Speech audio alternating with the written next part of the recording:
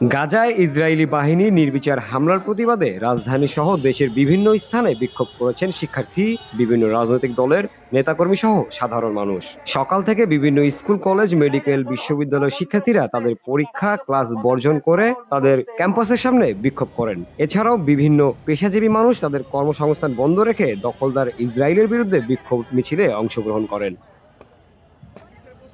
এমনকি মাদ্রাসার শিশুরাও টিএসসির সামনে জড়ো হয়ে ফিলিস্তিনে চলমান ইসরায়েলি গণহত্যার বিরুদ্ধে বিক্ষোভ করেন। ইসরায়েলি বাহিনীর অগ্রাসনের বিরুদ্ধে স্লোগান দেন। সে সময় অনেকের হাতে ফিলিস্তিনের পতাকাও ছিল। এমনি তো আমরা প্রোটেস্ট করছি তাদের জন্য, এখন কতটুকু হবে সেটা আমরা বলতে পারি না, তবু আমরা চেষ্টা চালিয়ে যাই, দেখি হয় নাকি যে আমরা আমাদের ভাইদেরকে বাঁচাতে পারি নাকি।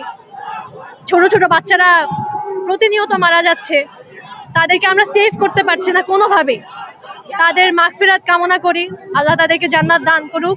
যারা বড় বড় মুসলিম কান্ট্রি এবং পাওয়ারফুল মুসলিম কান্ট্রি যারা আছে, তারা নিজেদের যে দেশের স্বার্থ সেগুলো রক্ষা করতে ব্যস্ত, কিন্তু পুরা মুসলিম উম্মার যে স্বার্থ রক্ষা সেইটার জন্য তারা আসলে ব্যতিব্যস্ত নন, এবং এইটা অত্যন্ত দুঃখজনক। এবং আমরা তো মনে করি যে মুসলিমদের জায়গা থেকে সকল জনগোষ্ঠীর প্রতি, সকল সংগ্রামী এবং নিপীড়িত জনগোষ্ঠীর প্রতি আমাদের দায় আছে। যেহেতু ওই জায়গায় যে কোনো প্রতিবাদ করতে পারতেছি না, সেক্ষেত্রে আমি আমার বাংলাদেশ থেকে, ঢাকা থেকে তাদের জানান দিতে চাই, মুসলমান এখনো বেঁচে আছে। মুসলমান একদিন কালেমার পতাকা উড়াবেই, সারা বিশ্বে কালেমার পতাকা উঠবে। ছোট ছোট বাচ্চাগুলো মারা যাচ্ছে, প্রতিনিয়ত রক্ত ঝরছে। আমি বলি কিভাবে একটা মানুষ এগুলো দেখে বাসায় থাকতে পারে, আমি জানি না।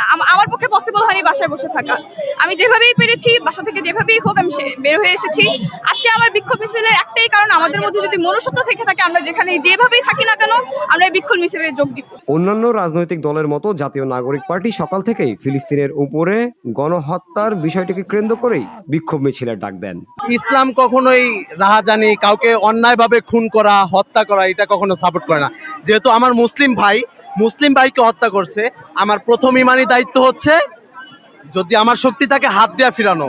সেইটা আমি পারতাছি না এখন আপাতত।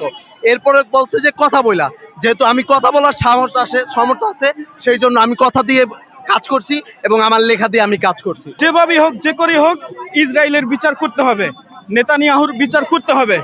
সারা বিশ্বের মুসলমান আজ ভারাক্রান্ত, ব্যথিত।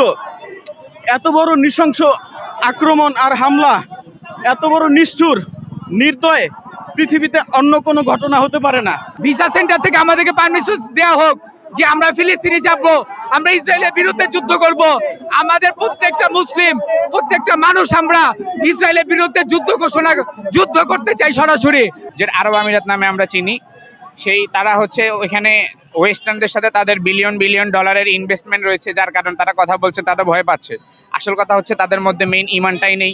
তাদের ইমানে যে জোর, ওই জোরটা না থাকার কারণে তারা বলতে পারছে না। আইইউসি সে কিন্তু একটা ফতোয়া ঘোষণা করেছে, এই মুহূর্তে বিশ্বের সকল মুসলমানের উপর জিহাদ ফরজ হয়ে গেছে।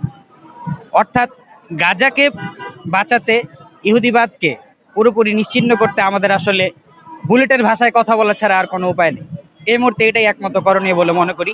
তবু নিজের প্রায়শ্চিত্ত করতে এখানে এসছে।